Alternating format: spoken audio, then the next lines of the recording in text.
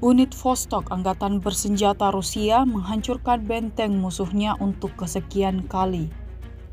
Rekamannya ramai beredar di media sosial Telegram pada Sabtu 24 Agustus 2024. Dalam rekaman tersebut memperlihatkan detik-detik penghancuran titik pertahanan pasukan Ukraina.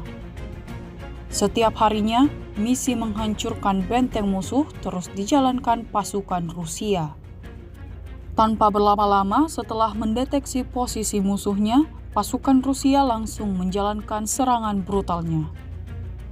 Seperti yang terlihat dalam rekaman.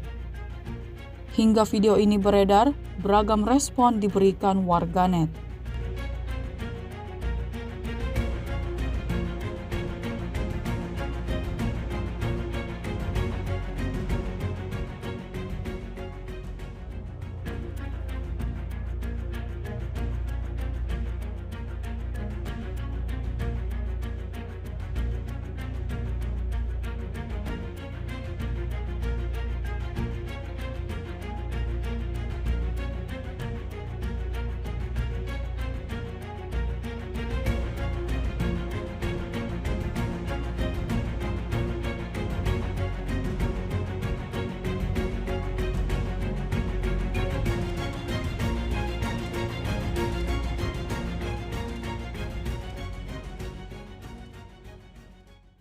Download Tribun X sekarang, menghadirkan lokal menjadi Indonesia.